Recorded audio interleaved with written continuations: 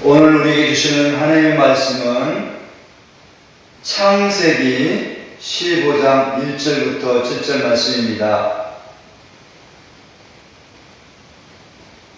받들어서 봉독해 드리겠습니다. 이후에 여호와의 말씀이 환상 중에 아브라함에게 임하여 이르시되 아브라함아 두려워하지 말라. 나는 내 방패요 너의 지극히 큰 상급이니라.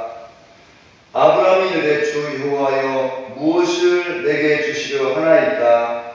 나는 자식이 없사오니 나의 상속자는 다 다메섹 사람 엘리에셀이니이다.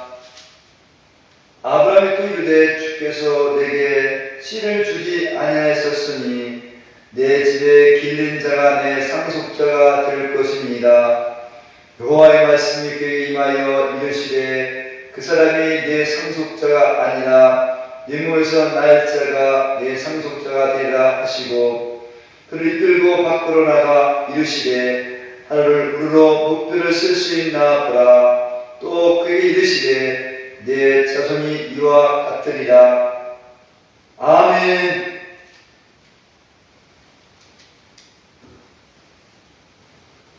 할렐루야.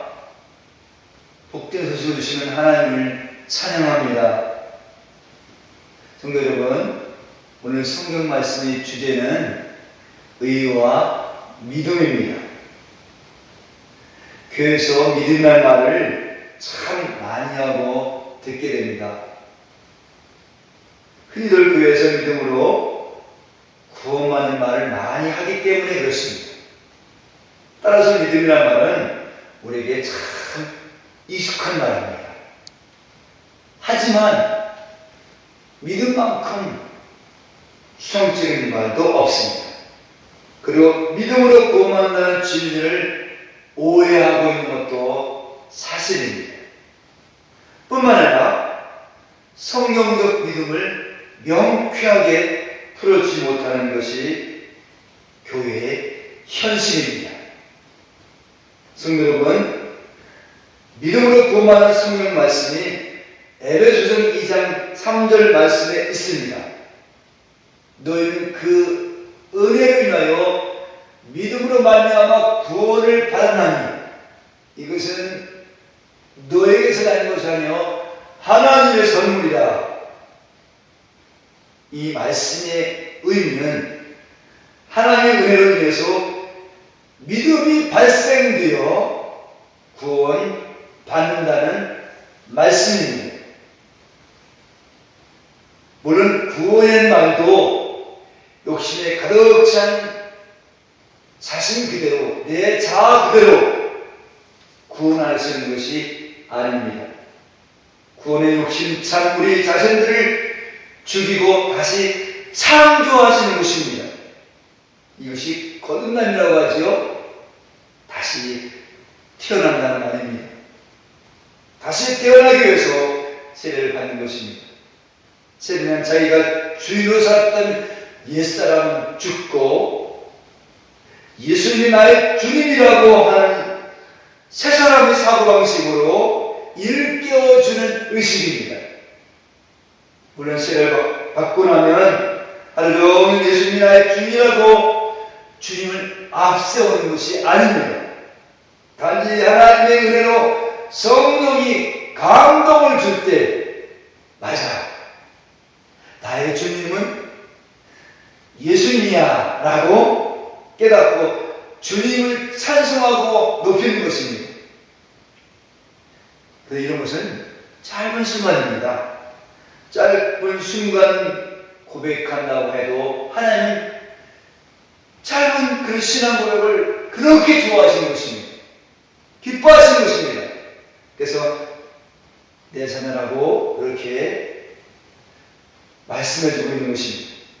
그런데 성령이 오셔서 세례를 주면 부인할 수 없는 새로운 피조물로 새롭게 태어났다는 것을 확정시켜 주십니다. 한번 물어볼까요? 인간이 새롭게 거듭날 수 있을까요? 인간을 새롭게 만들 수 있을까요? 없습니다. 구원은 전적인 하나님의 은혜가 될 것입니다. 그러기에 구원은 공짜입니다. 하나님의 선물입니다. 근데 이렇게 공짜로 새로운 인간으로 만드신 분이 있습니다. 앞으로 말씀드릴 것입니다. 이분이 아주 완벽하게 이 구원의 질을 다 마련하셨습니다. 따라서 이분을 전폭적으로 의지하고 믿고 따르는 것이 믿음인 것입니다. 오늘 본문에서 하나님께서 아브라함을 찾아오시면서 우리에게 알려주고 싶은 것이 있습니다. 그것은 하나님이 어떻게 해서 의인이 되는가라고 하는 것입니다. 1절 말씀 보시면 한번 보실까요? 여호와의 말씀이 이상 중에 아브라함에게 임하여 말씀하십니다. 아브라함아 두려워하지 말라. 나는 너의 방패요 너의 큰 상급이다 라고 말씀하십니다. 이것은 하나님께서 자신을 소개하는 대목입니다.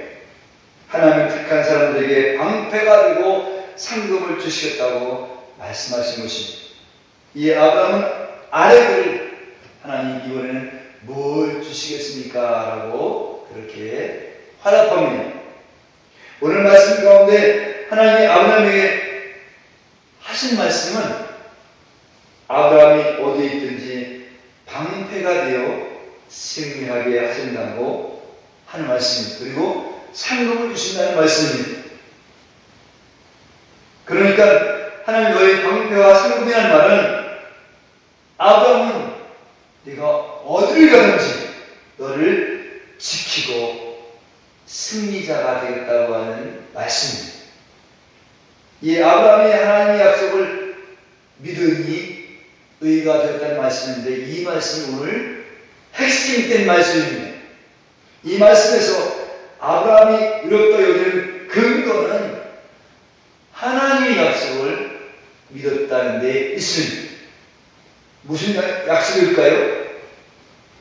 하나님이 아브라함에게 약속한 말씀은 내 몸에서 상속자를 통해, 다시 말하면 내 몸에서 난 상속자를 통해 큰 나라를 이루시겠다는 말씀입니다. 하나님이 원하시는 나라를 이루시겠다는 말씀입니다. 그런데 이때 아브라함과 아내 사라는 모두 아기를 낳을 수 없는 상황이었습니다. 아브라함은 100세였고요. 사라는 생리가 끊어진 여인이었습니다. 부부 모두 아이를 생산할 수 없는 사람이었습니다. 생리가 끊어지면 아이를 낳을 수 있을까요? 절대로 낳을 수 없죠. 이런 상태 속에서 있을 때 하나님은 아브라함에게 찾아와서 내 몸에서 난 아들을 통해 하늘의 별처럼 땅의 모래알처럼 많은 자손들을 주려라고 말씀하셨습니다. 지금 하나님 앞에 있는 아브라함이나 사라는 나이가 많아서 아기를 낳을 수 없는 상태입니다. 특히 사라는 아기를 낳을 수 있는 생리가 완전히 끊어져 있기 때문입니다. 아이를 낳는 여자로서 죽은 것이죠. 이런 상태 속에서 하나님은 상속자를 주시겠다고 약속하신 것입니다. 정말로 아브라함과 사라는 아기를 낳는 것이 불가능합니다. 그런데 이들은 불가능 속에서 아들을 주시겠다는 말씀을 믿었다는 것입니다. 정말 불가능한 속에서 하나님의 약속을 믿었다고 하는 것입니다. 이 믿음은 인간이 가질 수 있을까요? 없지요. 이 믿음은 하나님께서 발생시키신 것입니다. 여기 인간이 행하는 믿음이 없습니다. 단지 하나님께서 행하신 것으로 하나님이 의로운 자가 된 것입니다. 의로운 자는 인간이 만들어내시는 것이 아니라 하나님께서 만들어내신 것입니다. 성도 여러분, 하나님 의롭게 여기는 믿음이 어떤 믿음일까요? 그 믿음에는 인간이 열심히 포함된 믿음이 아닙니다. 흔히들 기도 열심히 하고 또 충성 열심히 하고 그리고 봉사 열심히 하면 믿음 듯하고 교회에서 말하잖아요.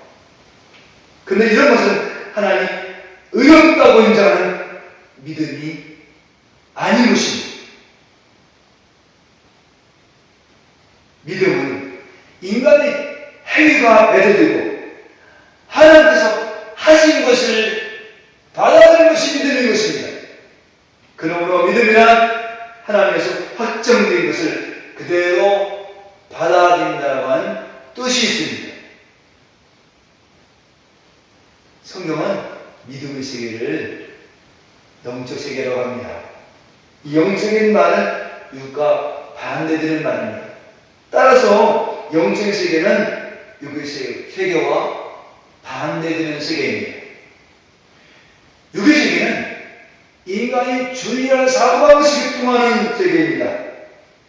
인간이 행위로 만들어지는 세계입니다. 다시 말하면 인간의 능력을 중요히 여기시는 세계입니다. 실제로 인간의 능력은 뛰어나지요. 인간의 생각 속에서 나오는 능력은 대단합니다. 인간의 생각 속에서 과학을 발전시켰습니다. 따라서 과학의 발전을 인해서 오늘 우리가 편하게 살 수 있는 것입니다.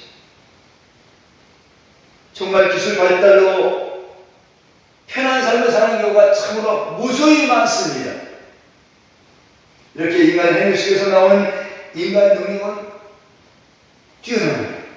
하지만 죽음의 문제를 해결할 수 있을까요? 영생의 문제를 해결할 수 있을까요? 죽음의 문제를 해결할 수 없습니다. 영생의 문제를 해결할 수 없습니다. 영이 살아날 수 없습니다. 영을 살릴 수 없습니다.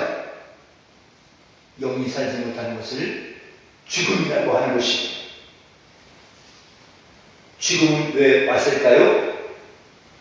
죽음은 죄로부터 왔습니다.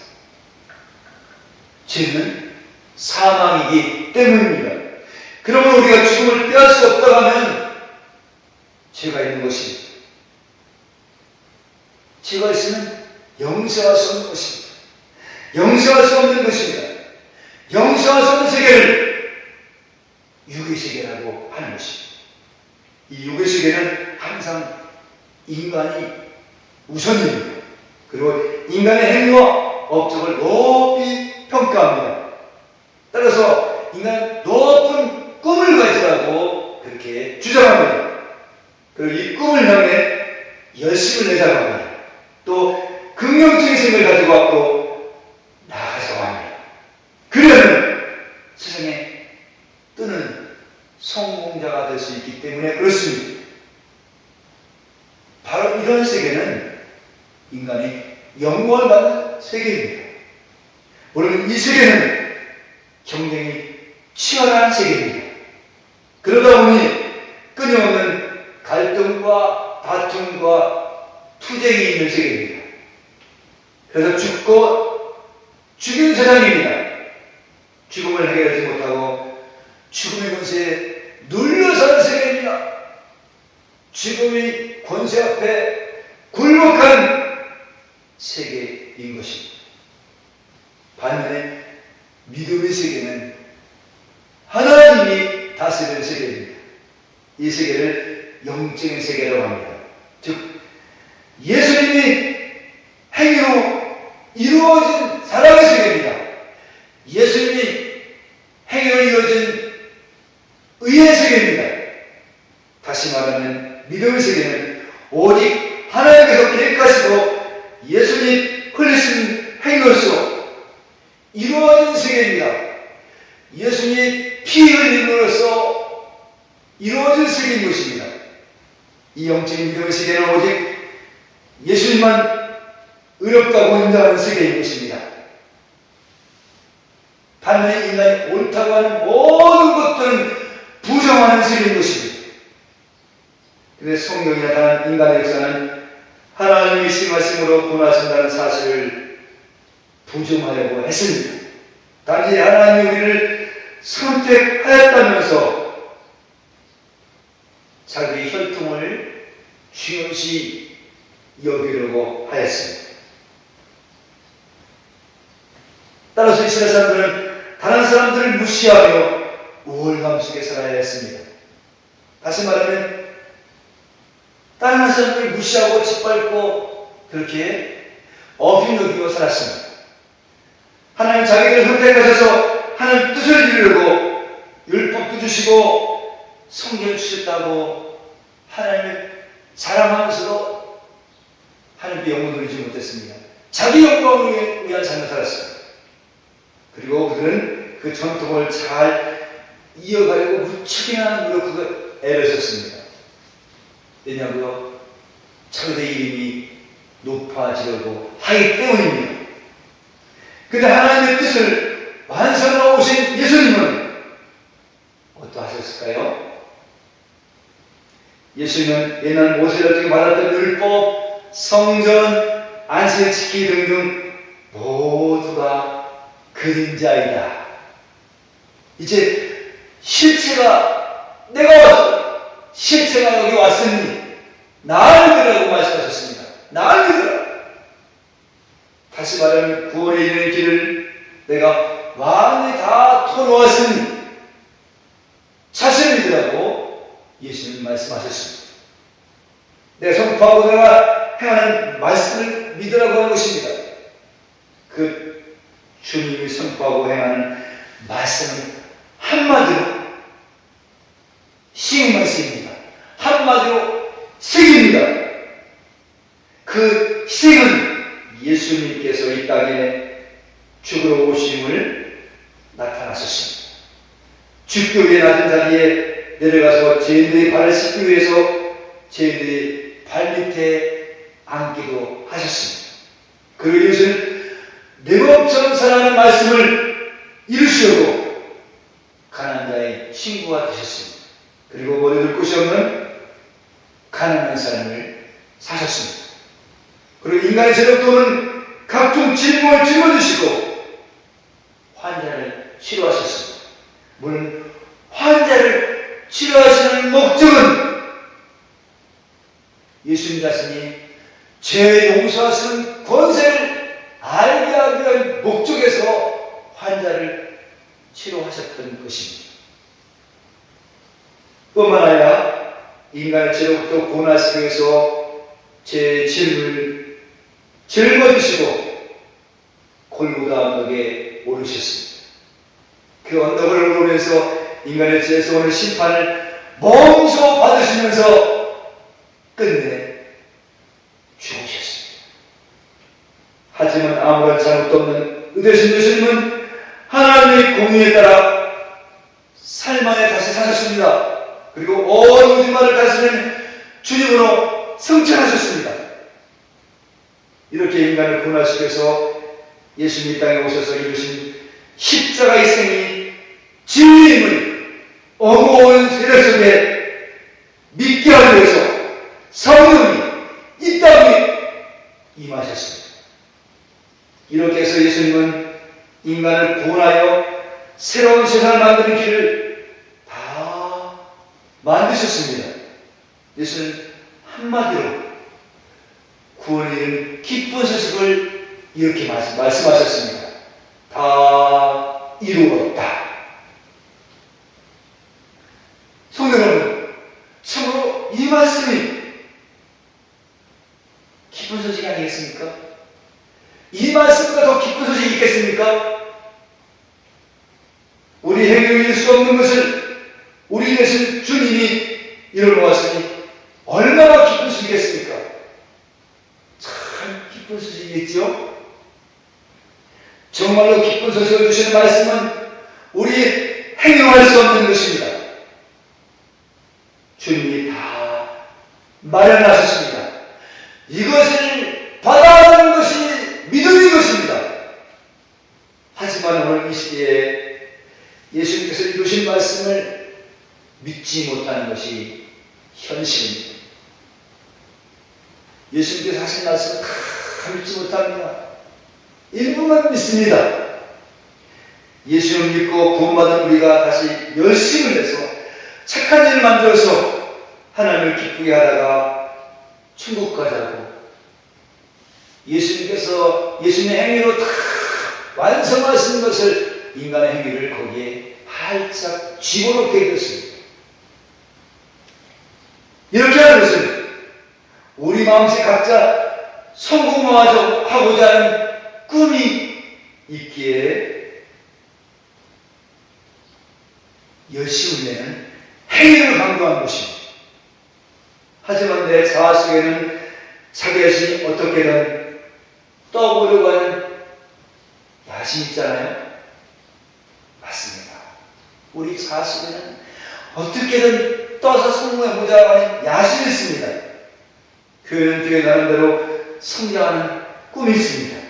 이 꿈을 이루기 위해서 구원받은 성도들은 성령을 이용해서 열심히 선을 이루어보자고 오늘 이 교회 대표들은 부추깁니다.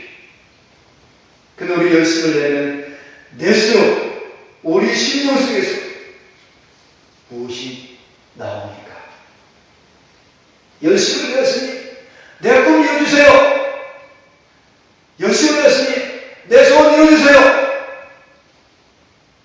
그러자 하잖아요? 그렇잖아요? 이 꿈이 무엇입니까?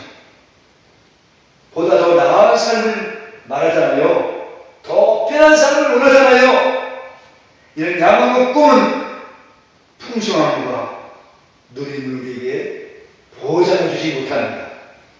단지 아쉬움과 목마름이 따라옵니다. 그런 우리를 향해서 주님은 십자가를 보여주십니다. 더 많이 가지러 가고 더 높아지는 우리를 향해서 죽으시는 십자가를 보여주십니다. 우리를 향해 보여주시는 십자가는 더 많이 가지러 가고 더 높아지는 우리의 생각을 죄라고 규정하십니다. 결코 의롭지 못하다고 하는 말씀인 것입니다. 성도 여러분, 우리 더 많이 가지러 가고 더 높아지려고 하는 것이 부정할 수 없는 사실이잖아요. 우리 마음은 큰 야심으로 가득 차 있으면서 예배 때는 주께 영광 돌린다 하잖아요. 우리 마음속에 정말 성공하고 싶은 야심이 있음에도 불구하고 예배 때 나오는 것은 주님께 영광 받고 있잖아요. 그래서 찬양 집회하고 간영 집회하고 그래서 교회가 정신없이 돌아가잖아요. 하지만 우리 마음을 헤아리시는 하나님은 우리 마음을 꿰뚫어 오십니다. 가정하라. 그렇습니다. 아무리 은혜를 받고 성령 받은 사람도 뭐가 나을까요? 예. 내가 사랑받고 내가 섬김받고 싶은 욕심이 나옵니다. 이 욕심은 주님 마음을 찌릅니다. 그리고 욕심에서 나오는 기도, 욕심에서 나오는 예배, 욕심에서 나오는 봉사 모두 하나님께 무엇을 요구합니다. 내가 이렇게 섬기고 봉사했으니 나 이거 해주세요 라고 하나님께 요구합니다. 그런데 구원의 길을 이루신 주님은 십자가에서 죽으신 고통 가운데도 우리 죄 영광 밖에서 피를 흘리신 하나님의 사랑을 보여주십니다. 다시 말하면 하나님의 사랑을 보여주시기 위해서 우리에게 피를 나타내십니다. 성도 여러분, 하나님의 사랑은 가난해도 감사로 만족해 합니다. 병들어도 감사하면서 질병에 매이지 않게 합니다. 병들면 몸이 불편하죠. 근데 매이지 않고 아픈 속에서도 감사한다고 하는 말입니다. 핍박받아도 하나님의 사랑은 감격하게 합니다. 오늘도 우리에게 보여주시는 말씀은 하나님께서 아브라함에게 이루신 한 믿음이 의롭다는 것입니다.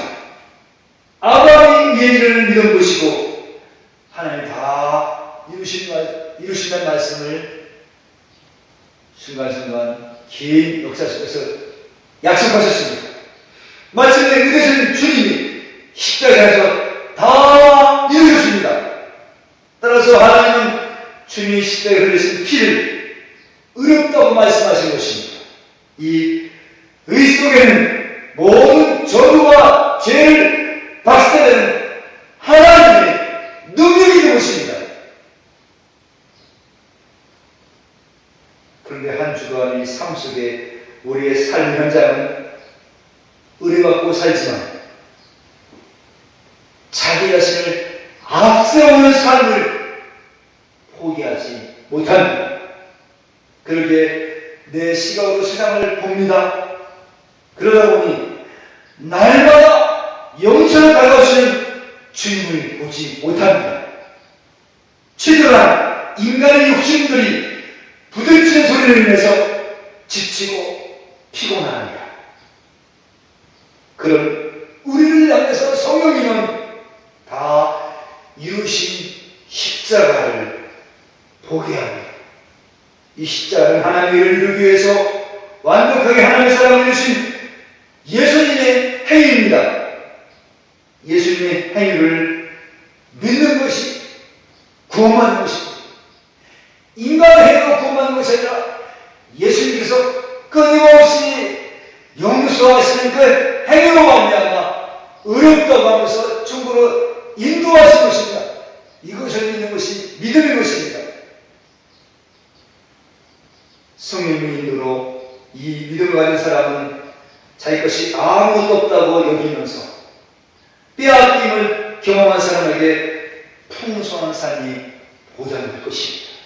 마치도 다윗처럼 말입니다. 다윗은 자기 것이 없다고 알게 되기까지 수십 년 동안 사울에게 쫓기는 삶을 살았습니다. 나중에는 원수가 던 사울을 죽일 수 있는 기회가 왔지만 기름 부음을 받은 사울을 내가 어떻게 죽일 수 있느냐고 말하면서 하나님께 맡겼습니다. 이런 후에 하나님은 나의 목자시니 부족함이 없다고 멋진 신앙 고백을 하였습니다. 그러면서 하나님의 능력을 찬양하는 것이 시편 23편에 있는 말씀입니다. 아무튼 우리도 다윗 같은 은혜를 받아 주님 주시는 믿음으로 아무것도 염려하지 말고 사시기를 축복합니다. 아멘이십니까? 아멘이십니다. 그리고 매주 영성으로 다가오시는 하나님의 사람으로 한 주간도 풍성한 삶이 펼쳐지기를 축복합니다. 오직 우리 자손들이 할 일은 십자가 되신 예수님을 보면서 우리 마음속에 탐욕했지만 나도 고백하면서 매주 하나님께 돌아오는 회개만 하면 되는 것입니다. 그리고 하나님 앞에 낮은 마음으로 불쌍히 달라고 하면 제사 주심과 함께 한 주간 넉넉함으로 살 수 있는 은혜를 부어주실 것입니다. 기도하시겠습니다. 사랑의 하나님 감사합니다. 우리 인간의 힘과 능력을 가지고 구원받을 수 없는 것을 예수님 땅에 오셔서 피 흘리신 고통당하신 사랑의 행위로 온전하게 구원받을 수 있는 길을 마련했사오니 감사합니다. 성령님, 이제 예수님께서 행하신 그 믿음을 우리에게 확실하게 알게 해주셔서 날마다 용서해 주시고 사랑해 주시는 그 주님의 사랑 가운데 풍성한 삶을 살아갈 수 있도록 복을 내려 주시옵소서. 감사드리며 주 예수 그리스도 이름으로 간절히 기도하옵나이다.